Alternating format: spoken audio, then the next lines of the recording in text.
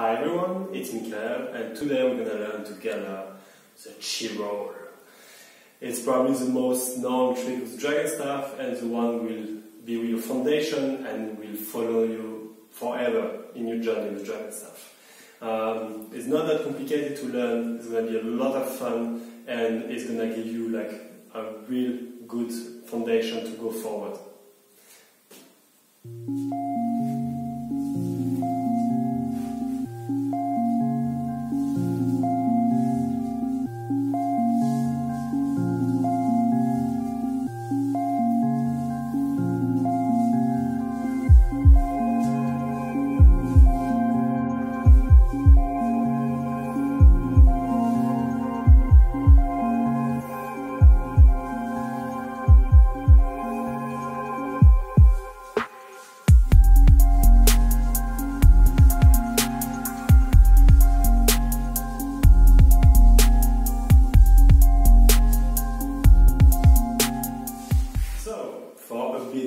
Theory and explanation, you saw two movements now who are actually the same, just one same time, because both arms are together. And if you ever learn how you understand the theory, then split time, when it's one hand after the other. It's the exact same tricks, but two different results, and I use both still. And it's a good way to learn it in a secure way. Okay, so to start, something really important to know, in the way I will break down things, I will break down into steps, and also without rolling first. It can be sounds maybe frustrating at the beginning, because you want to go already in there, you want it to roll, but if you go step by step, if you understand and give clear information to your body and your mind, you will learn way faster. And my role is here to make it easy as possible for you. So if you follow the progression now for you, I can assure you that it's going to go really fast. So let's get started.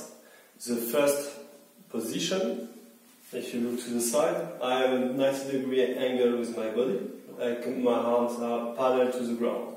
This is a really stable position, and my two hands are at equal distance from the center. That's position number one. Position number two is this one, which is a bit tricky. If you can see, I will do it slowly, my hands are sliding under without losing contact. And I really advise to do like even without rolling, 10 of them. Breathe, because at the beginning it can be really strange, but here you really want to be able to keep the control on it and come back in position. So this you are doing from 1 to 2. 1, 2. Position number 3, I'm dropping my hands to the really bottom of my neck, and here I'm touching really the bottom, as you can see. And by doing so, now the dragon is no longer on my hands, but on my arm. And this is where the transition happens, which is position number 3, and the number 4, opening in front. Then the dragon can come back. All together, 1, 2, 3, 4. And I want you to repeat that at least 10 times to be able to really feel it, especially when you're here. Breathe. It's really strange position. It might be a bit uncomfortable, but you want to go from 2 to 3.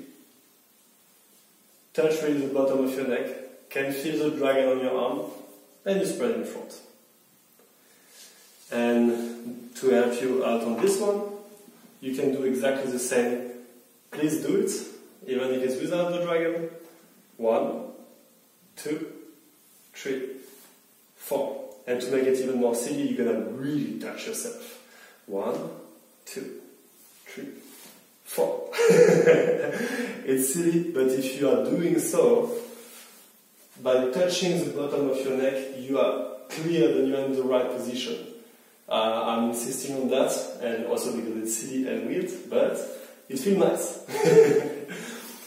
And same, repeat that body motion a few times, then your body can really understand what you're asking to do. Then we're gonna do it with a roll. a nice way to start it also for me is to be here. You see, like I'm just holding the dragon, and you can just, you see, like by pressing the dragon, make it roll. Now, an important information, my arm stays most of the time at 90 degrees. If you are like this, the dragon takes a lot of speed. Then when you do it, it's going to get more and more out of control. And if you keep it at 90 degrees, aesthetically it looks good, but also you have way more control, and so you learn faster. So now I'll show it from front. 1, 2, 3, 4. I can go a little bit more down to give back some speed. 1, 2, 3, 4. 1, 2, 3, 4. You see? Step by step, you try to make those steps just going together without any break, and really touch the bottom of your neck. It's really important in that motion. Good. Now I ask you to be able to have 10 repetitions clean of this one before we go to the next step, or the split time. The way it works best for me to learn it was to start on that same one position that you know, and only with one hand, focus on one hand, and do the same motion we did before. You see? I didn't do anything different, I just one hand stay there, the other now in position 3. And by doing so, now I release this one, it starts to roll, and the other one is going in position 3. And my focus is only going to the hand which is going up towards my neck. Because you see, it's not necessary to focus on the hand which is rolling by itself. Be lazy. Just focus where it's necessary. And again, really try to come and touch the bottom of your neck. And here we are doing the full motion of it. So this is one way to go to the split time. Another way that some people feel more comfortable with is to go back to the same time, because this is a stable base now for you. And here, having one hand while it's already rolling, starting before the other. I'll do it again. I'm into my same time, and one hand, I choose the right, is going before the other. It's a way to do it also.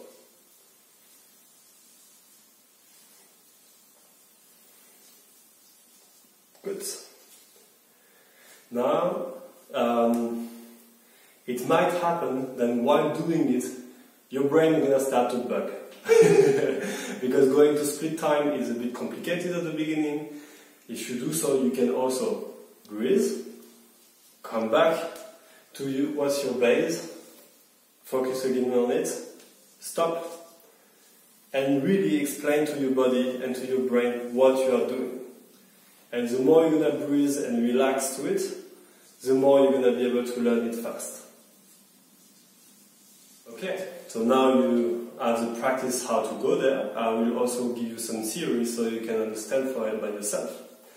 Some important element in dragon stuff. Here, you saw my hand, when we went to touch the neck, is going from the inside.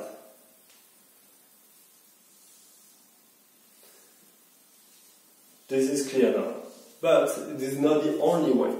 You can also do exactly the same motion we're doing, but my hand here is going outside. And the difference, you can also notice it, because here, my palm is open towards the sky, and here, my palm is facing the ground. Both are correct. Both have plus and cons, but for the moment I will advise to simply go with the one I'm teaching you, because the few variations I will teach in the future will require that you do that specific version of it. Also, later on you will be able to see that you don't need to go necessarily to the neck. You can also do it way smaller, also only on your hands. But here you are learning the full motion to be sure that you have the complete understanding and control of the tricks. And another point of theory is that the Chio we are learning now, I personally name it outward cheerer. And why? It's because simply, when we're doing that trick, the dragon is going away out, it's going outward. But there's also the inward cheerer. In split time and in same time. It's just the other side of the same tricks, and I will teach you in the next video.